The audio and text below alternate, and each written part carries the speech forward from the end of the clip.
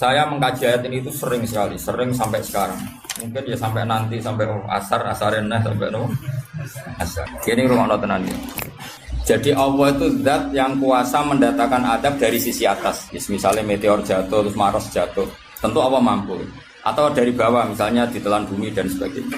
Atau, dan ini yang sering terjadi, Allah menjadikan kalian itu saling nggak cocok, kemudian saling membunuh. Kan natijanya sama kan, misalnya kamu kena meteor kan ya mati, kena likuifaksi mati, disembelih mati. Milih ndi? Ayo milih ndi? Diujar-ujari bojo kuru mati. Disentak wong kaget kakan utang mati. Rasa dicontohno. Sampai pidato kecelakaan rape sensitif. Nah ini penting. Ayat ini pernah saya baca satu hari setelah gempa Jogja. Setelah gempa Jogja itu satu hari saya nilai ke sana itu bahwa memang Allah selalu mengingatkan potensi. Muka-muka baik sampai ayat ini eling-eling. Jadi Allah itu adatnya di Quran itu dua. Satu menjelaskan itu sebagai hal yang potensial. Potensial itu bisa terjadi kapan saja.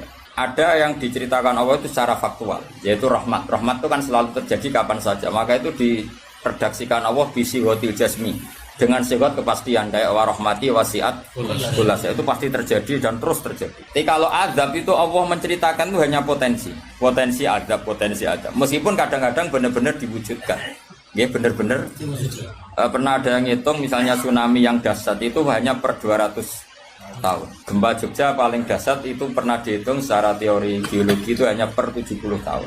Artinya kalau azab itu ada siklusnya yang ekstrim loh ya. Tapi kalau rahmat kapan saja dan di mana saja.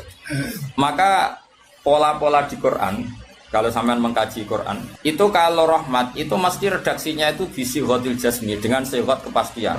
Rahmatku pasti terjadi. Kata barabbukum ala nafsi rahmah. Bahkan Tuhanmu memastikan dirinya pelaku rahmat, dirinya pelaku pemberi rahmat, dan Allah mewajibkan pada dirinya sendiri. Tapi kalau Allah menceritakan adab itu hanya redaksi saya mampu memberi adab, tapi tidak harus melakukan. Jadi mampu kan tidak harus melakukan, tapi tetap potensi melakukan. Itu jenis qadir apa? Maka di surat Tabarok misalnya caranya Allah ngendikan gimana coba? Misalnya qul ara'aitum, diulang-ulang. Misalnya diulang aja, sengurut saja misalnya apa? Wa asirru qawlakum wa innahu alimun bi dzati sudur ala ya'lamu khalaqa wa walladzi ja'ala samsuma amin tumman fis sama ayakhsifa bikumul ardo fa idza hiya tamun. Sebagian ayat qul ara'aitakum dan sebagainya. Kadang kan qul ara'aitakum in atakum adzabuhu qul ara'aitum in atakum. Itu kan kira-kira maknanya gini, coba sekali-kali kamu berpikir setiap saat kamu itu kena adab. Lalu maknanya adab itu apa? Adab bagi seorang mubaligh misalnya tahu-tahu kena kasus perempuan kan yang langsung jatuh misalnya. Karena itu ya siksa kan terus nggak laku. Atau salah omong lala terus jadi dibully kan. Apalagi atau salah undangan. Ada mubaligh datang di undangan HTI kan langsung NU nggak mau undang misalnya. Salah undangan macam-macam tuh. Tapi wong keramat itu bebas hambatan. Lala keramat itu jauh keramat. Nah ini rumah tenan ya. Kalau pastikan dan saya bertanggung jawab nanti ketemu pangeran ya. Nak rahmat itu mesti sihotul jasmi, napa sihot pasti. Memang ini bahasa ilmu hadis sihotul jasmi. Tapi kalau tentang adab itu Allah hanya ngendikan potensi. Potensi itu memang Allah mampu melakukan itu mampu, cuma tetap diredaksikan potensi bisa ya, bisa tidak. Makanya Allah ngeredaksino aamin tuman fis sama. Kenapa kamu leha-leha di bumi? Sementara orang yang di langit bisa saja membuat bumi ini tamur itu melumer, kira-kira likuifaksi. Setiap saat bumi yang kita injek ini bisa likuifaksi terus kita ditelan. Atau ya sebetulnya bumi baik-baik saja, tapi ada angin bandang. Fayursila alaikum qasifam minar rih fayurikokum bima kafartum. Kayak tsunami kan gitu, angin bekerja sama dengan gempa, terus sudah kamu di darat tapi fayurikokum bima kafartum. Makanya ahli gempa Jogja itu sama saya itu kagumnya bukan main. Karena tadi ketika tanya saya, Pak Bah, masalah gempa itu gimana? Saya jawab tadi. Sebenarnya Quran itu pernah gambarkan orang itu tenggelam di darat. Itu tadi fayursila alaikum qasifam minarri fayurikokum bima kafartum. Tinggal Allah melibatkan angin. Angin kan mengirimkan gelombang, kamu di darat kayak kasus di Aceh tapi tetap apa? Tenggelam. Jadi justru tenggelam itu bayangan Quran yang berupa adab itu fayurikokum bima kafartum, kamu tenggelam. Ya tentu kita ngomong potensinya saja. Kowe ora usah sok suci dengan kata bima kafartum, itu urusane pangeran. Jangan udah ngajak kafir dewe. Maka ini penting ada kesadaran ahli sunnah. Kalau Allah ngendikan ya kita diam saja. Karena Allah itu ala kulli syai'in qadir bi kulli syai'in alim. Kamu tidak usah kecangkeman orang Aceh diadab karena banyak maksiat. Kowe malah goblok yang telulas. Podo-podo maksiat wong Aceh rak maksiat wong Bali. Bali le maksiat wong Hollywood. Hollywood le maksiat wong Cina malah komunis. Enggak usah ngomong gitu. Pokoknya adab itu Allah kuasa mengadab siapa saja. Tapi kita berhenti di situ, enggak usah ngomong siksa karena dosa. Karena kalau kamu ngomong dosa diperbandingkan ada daerah yang lebih dosa atau itu tidak wilayah kamu. Terus misalnya ono kisah melarat Qur'ane ra barokah. Yo ora usah nuduh ngono, iso wae justru melarat iku barokah, mergo ra kakean hisab go duwe wong. Justru pidato laris iso ora barokah, kakean go duwe wong. Rumah samu ora ono tanggung jawab. Kan kita tidak pernah tahu. Iya. Jelas ono walatus aluna yauma idzin anina. Semakin dapat banyak tanggung jawabnya semakin banyak. Ora iso terus keleh-leha wah kutu ilmuku barokah lari-lari mbahmu. Enggak mesti semua di dunia itu enggak mesti semua yang sedang rezekinya banyak bisa aja hisabnya banyak. Tapi bisa saja memang barokah. Ngono bodoh ya melarat wis. Tapi sing ra di rezeki iso wae azab, iso wae ngringakno hisab. Kita kan enggak pernah tahu. Nak wali mesti ngringakno hisab. Tapi nak wali pancen ya aki-aki adab. Umume wa may takila ala makhraja wong ora tau untuk makhrajan niku wis perlu dicurigai no. Saya ulang lagi ya. Maka baca Quran di akhir zaman itu separuh tidak apa-apa. Ya sudah Allah itu mampu yuhrikokum. Tapi untuk orang lain tidak usah kamu tuduh bima kafartum. Karena yang kamu tuduh itu orang Islam. Tidak perlu kamu bilang tsunami aja karena orangnya dosa. Kowe itu sopo? Kok ngerti tulisan Allah Mahfud itu kalau karena ya sudah roh kita tenggelam itu saja yang kita ngerti iyanan. Tapi rasa ngerti sebab. Ibarat gini. Ujung-ujung misalnya bojone itu minggat. Orang mengamati, kurang opo padahal semua balik terkenal. Ya kurang ganteng misalnya kan enggak pernah tahu. Kita mengkonfirmasi kan enggak pernah tahu. Yang kita tahu ya minggatnya saja. Setelah itu sudah kita enggak perlu. Misalnya Aceh ada tsunami, ya sudah tsunaminya saja. Kira usah nerusno. Bima kafartum itu wilayahnya Allah. Napa? Wilayahnya Allah. Makanya Rasulullah itu kalau ditanya ada adab itu Nabi nggak pernah nerus. Ya sudah ada adab, tapi kalau mansus misalnya kaum Lut itu mansus karena adab. Tapi kalau orang Islam kan nggak mesti adab. Bisa saja hukuman yang menjadikan malah mlebu swarga. Kalau sama nggak percaya gini, dan saya menjamin pasti saya benar dalam hal ini karena saya berdasar hadis sahih. Sama-sama adab misalnya orang tenggelam. Banyak kan orang mukmin disifati Nabi itu mati syahid. Aku tak lawan sing darane wong Aceh iku mesti adab. Tak lawan dunia akhirat. Selain wong sombong berarti tak maca hadis. Lho coba Nabi beberapa kali ngendikan umatku sing syahid itu sekian-sekian termasuk sing mata ghori kon sing mati tenggelam. Artinya ada bentuk ghori yang justru syahid. Kecangkeman dora tahu ngaji kecangkeman. Oh tak lawan dunia akhirat. Karena sok sucinya. Sudah kita baca ayatnya bertifayu rikokum saja soal bima kafartum itu otoritasnya wilayahnya Allah Subhanahu wa taala. Do sok suci do cangkeman. Oh tak lawan tenan. Nek wong iku mlebu swarga aku usul pangeran. Ampun Gusti. Niku nate ngenyek tiyang wong sak provinsi. Sok sucinya. Lo coba ya. Banyak orang mati divonis misalnya kamu, wah iku krana adab. Ternyata Nabi ngendikan maktun wong lara weteng syahid. Gharib syahid, mahdum syahid. Orang yang mati korban, kan kita tidak pernah tahu. Ya sudah bodoh-bodoh tidak pernah tahu, pakai yang husnul khotimah saja, pakai yang husnudzon saja. Ono hafid kok mati umay rubo. Milih sing husnudzon ae berarti syahid. Kategorinya mahdum. Jangan terus ono wah kena azab. Kesuwen oleh ngedol Quran lu ngawur. Oh, tak lawan sing ngomong-ngomong lawan. Siap lawan. Siap. Debalo ISIS. Kita asli nih, maksudnya hobi itu tak. Hobi itu kan. Jadi nak dijak ngomong damai itu dingin. Yo pancen yo lucu, nak wong brewoken terus gak garang. Lucu nih, jadi Ya dadi nak pangeran ngendikan rungokno wae. Tapi kowe ora usah koyok di otoritas kok pangeran ben ngono pangeran. Itu termasuk tafsir yang termasuk saya setuju. Makanya kata Imam Sa'rawi, nak pangeran negur Kanjeng Nabi kira usah melok-melok. Kanjeng Nabi atasane pangeran kira usah melok-melok duwe rasa sesuatu mbek Nabi. Misalnya Nabi ditegur di Abasa, ya biar Allah atasannya Nabi, berhak dong negur. Kowe ora usah di perasaan macam-macam. Lho Nabi kok ditegur pangeran usah ngono. Nabi tetap panutan kita ila yaumil kiamah. Itu kan ibarat masyhur lah, misalnya Mbah Mun kadang negur putrane. Ora perlu santri ngrasa putranya ada apa-apa. Itu kan wilayahnya Mbah Mun karena sama putra. Kayak aku misalnya negur Tuhan, ora olah terus melok negur Tuhan aku walat. Lho Tuhan wis mubalek kowe sapa? Lah nek aku ora mau kiai ini aja. Paham jelas ya? Mak aku lah sak uni-uniku. Cara dekne protes ning pangeran tetep dosane akeh dekne dibanding. Paling ngenyek dekne ditulis pira loro paling. Enak gak sampe ilmu. Apa meneh diperjualbelikan. Bagus. Tuntas kok ngadepi aku sama dosa. Seorang lagi ini penting saya utarakan. Jadi Allah saja yang Tuhan ngendikan itu potensi. Saya pastikan lah. Kita semua kenal Allah yang warahmati wasiat.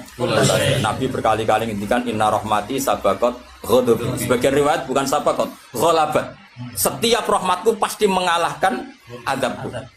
Artinya gini, kalau ada potensi azab, ya kita milih itu bentuk rahmat saja dulu, karena itu yang mesti menang.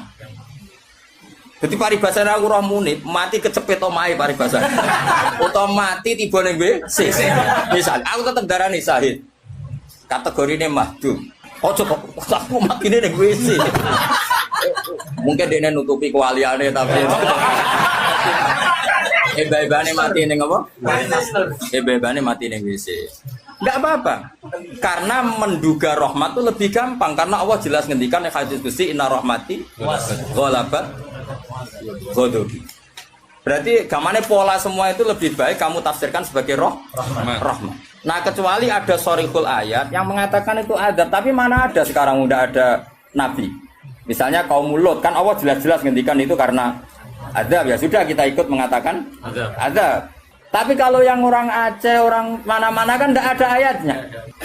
Jelas ya? Iya. Mulane sing apik itu ngaji ku sing tenanan.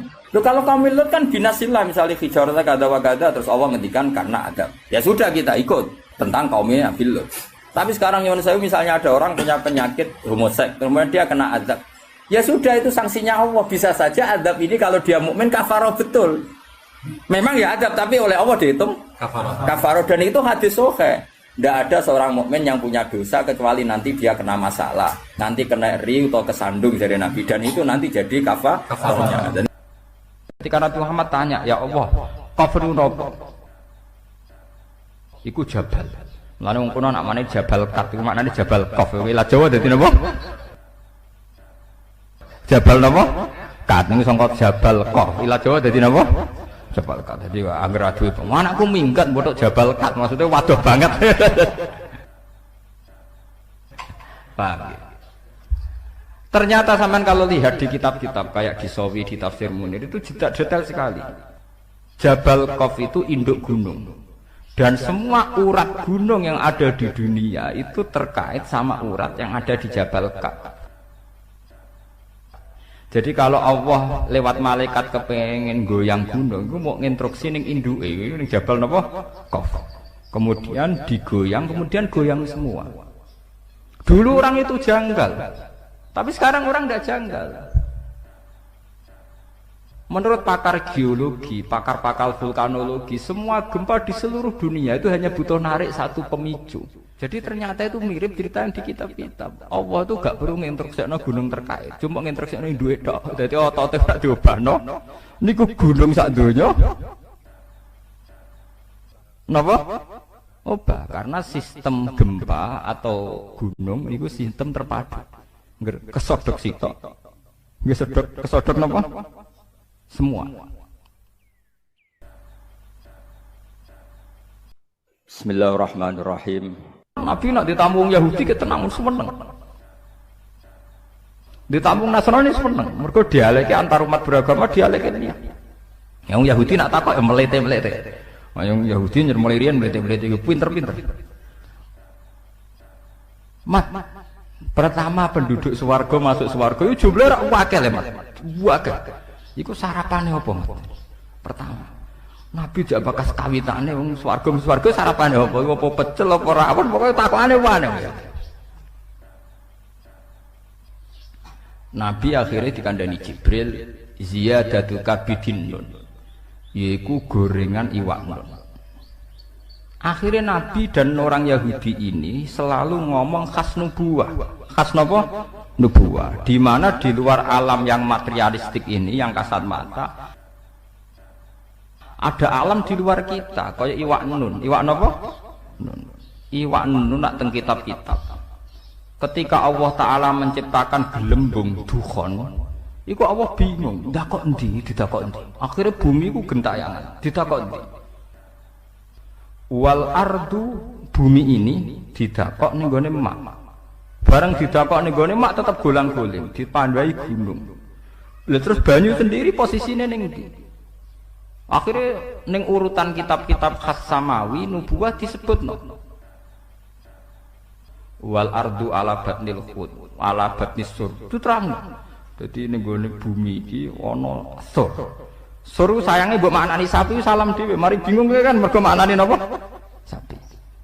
Jadi bumi iku ning tanduke sapi, sapi ning banyu, banyu ning gone iwak nun, iwak nun ning gone hawa. Hawa khas-khas nubuwah itu yang tahu hanya orang Yahudi. Termasuk sing diterusno khas nubuwah Kanjeng Nabi Muhammad sallallahu alaihi wasallam disebut nun wal qalami wa ma yasturun. Kita hanya tahu maknane nun iku iwak nun. Iwak nun iku iwak sing gegere dienggo panggonan bumi.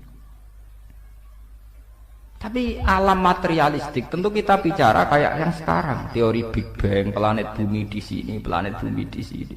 Kita tidak pernah menjangkau ilmun sing kaya ala zuhril hud. Nggih, ala zuhril apa? Hud. Sami seperti qaf wal Qur'anil Majid. Ketika Nabi Muhammad tanya, "Ya Allah, qaf niku napa?" Iku jabal. Lan wong kono nak mane jabal kat, maknane jabal qaf. Ila Jawa dadi napa? Jabal napa? Kat niku sangka jabal qaf. Ila Jawa dadi napa? Jabal kat. Dadi angger aduh, "Anakku minggat botok jabal kat." Maksudnya waduh banget. Paham ya? Ternyata sampean kalau lihat di kitab-kitab kayak di Sawi, di Tafsir Munir itu detail sekali. Jabal Qaf itu induk gunung. Dan semua urat gunung yang ada di dunia itu terkait sama urat yang ada di Jabal Qaf. Jadi kalau Allah lewat malaikat kepengen goyang gunung, itu mau nginstruksi ning induke, ning Jabal napa? Qaf. Kemudian digoyang, kemudian goyang semua. Dulu orang itu janggal, tapi sekarang orang tidak janggal. Menurut pakar geologi, pakar-pakar vulkanologi, semua gempa di seluruh dunia itu hanya butuh narik satu pemicu. Kalau patahan di Australia gerak ya gerak semua, karena kayak bola sodok sekali disodok sidik. Jadi makanya ini gempa akan terus sampai benar-benar bumi kembali ke semula. Disodok mulai riyen teng Taiwan, kemudian Aceh tsunami, diteruskan ke NTT, terus ke Papua, kemarin ke Pangandaran, terus sekarang di mana itu yang Mentawai. Ya begitu terus. Jadi ternyata itu mirip cerita yang di kitab-kitab. Allah itu gak perlu nginstruksikno gunung terkait, cuma nginstruksikno duit tok. Dadi otote gak diobahno. Niku gunung sak donya. Napa? Obah, karena sistem gempa atau gunung itu sistem terpadu. Kesodok sitok. Kesodok napa? Semua. Nah ini termasuk ilmu-ilmu sing khas nubuwah. Padahal tentu dulu para nabi tidak punya teknologi, tidak punya sains. Punyanya wahyu. Nggih, punyanya napa? Wahyu. Ini perlu kula aturaken. Itu termasuk kontribusi orang Yahudi terhadap Islam. Mulane teng jalalan-jalalan nang riwayat alunaka angil Quran rujuke ora ning sahabat, ayil Yahud. Jadi Quran turunin Nabi Muhammad tapi sing takok aneh-aneh wong napa? Yahudi. Jelok teng kitab-kitab. Riwayat alunaka rujuke sahabat napa Yahudi? Ndomir jamaen. Ayil napa? Yahud mungkin sama nak mulai delok. Mesti Yahudi. Enggak sing aneh-aneh. Wa yasalunaka anil qurnain, wa yasalunaka anir roh. Niku mesti Yahudi nggih. Domire teng putih Yahudi. Karena mereka yang punya pengetahuan khas samawi. Napa khas napa? Samawi. Termasuk takok malih lan iki sing dadi fenomena sekarang. Mat, kalau Allah memutuskan seseorang dicintai itu gimana, Mat? Ya akhirnya cerita. Kalau Allah mencintai seseorang, Allah bilang sama Jibril, Jibril bilang sama malaikat langit bilang sama malaikat dunia. Kemudian fayudul qabul fil ardi. Kemudian dia menjadi translator. Tahu-tahu diterima. Pangeran wae ngersakno wong tertarik kabeh. Nek wae ora ngersakno ya wong godheng kabeh kados polling ngoten niku. Ini biar sampean tahu. Sehingga orang Yahudi tadi agamanya Yahweh, Tuhannya Yahweh. Orang Nasrani juga punya masalah nisbat tadi. Berarti tiga agama ini ya punya ila kalimatin napa?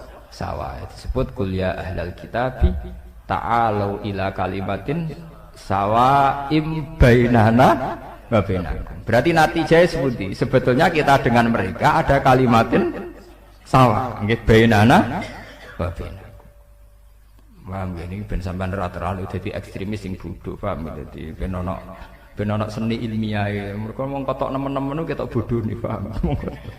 Kowe gedeng Yahudi nemen-nemen Nasrani. Kanjeng Nabi Muhammad populer, sing populer wong Yahudi napa?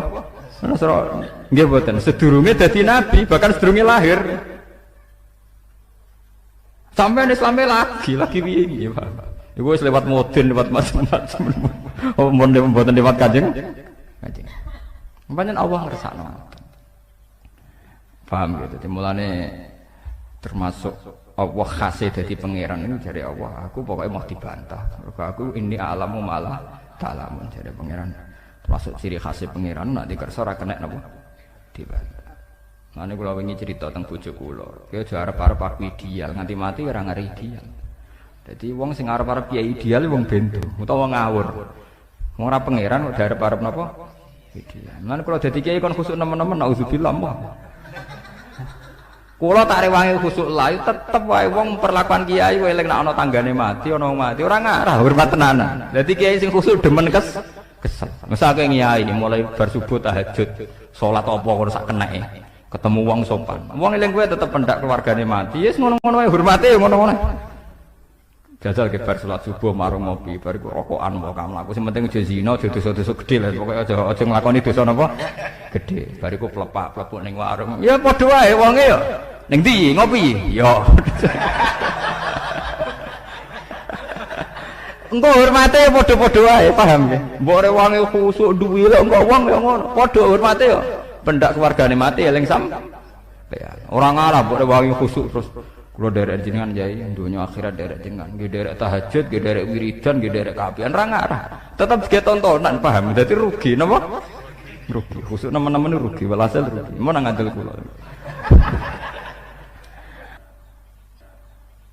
Lan kaya kula bek nyai teng mriki terus wong ndak dosowan kula mboten ngono. Kula ngerti kadar senenge wong niku lama mbok sepiro arep mbok ditenani rugi mun ngandel kula. Iso dikilani, paham ya, Pak? Mun ngandel kula. Ngeten. Kula cerita tentang bojo kula. Pangeran mbok kersane piye ra ono sing roh. Sing jelas iku nek pangeran niku ndarani halal ya halal terus wong pangeran sing duwe donya. Nabi Musa iku nabi papan atas, termasuk ulul as. Lha iku uripe mangane di rumah Fir'aun. Di rumah sinten? Fir'aun. Nabi Ibrahim nabi papan atas, termasuk Abul Anbiya. Duwe bapak kafir jenenge Azar. Lho ngono kok nurun ning Nabi Muhammad. Nabi Muhammad itu panitia kelahiran utamanya Abu Lahab. Takokno tareh ndi wae panitiane Abu Bakar, tapi sinten? Abu Lahab. Lahire Kanjeng Nabi panitiane Abu Bakar nomor Abu Lahab. Abu Lahab nganti tuku budak dimerdekakno demi ponakane niku jenenge sinten? Abu Lahab. Gede Joko sing rumah ora Abu Bakar, Abu Thalib. Sing cara tareh ya ijek ka. Sausé dadi nabi lagi di rumah Abu Bakar, paham? Mulane Kanjeng Nabi Muhammad Abu Lahab pun roko teman-teman ya kecewa deh. Sampai ngajukan syafaat petisi napa? Syafaat. Empun Gusti, nak pancen wong kafir ora iso mlebu swarga minimal lak Senin Abu Lahab siksane didiskon. Wah, Kanjeng Nabi nangis tenan. Mosok wong sing tau berumat gak entuk napa diskon. Dituruti tenan. Ya mat nak Senin tak ringano siksane sinten? Abu Lahab. Artine donya ora ono ideal. Dadi kiai ki ngoten. Kadang kiai kok mek santrine hubungane ngel-ngel lho, yo dhuwit yo apa. Kadang malah bapake buruh Cina. Lah wong Cina kafir ngrezekake di kiai ning ngrugekno. Ayo repot nek kene kuwi repot.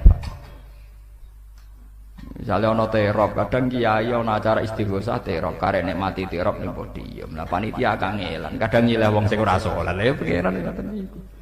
Mbok keluwi ora iso, kadang wong saleh kere tenan ra apa napa. Jadi sebetulnya andaikan tidak ada ilmu hakikat itu selesai, agama itu selesai. Karena Allah punya pola sosial yang begitu.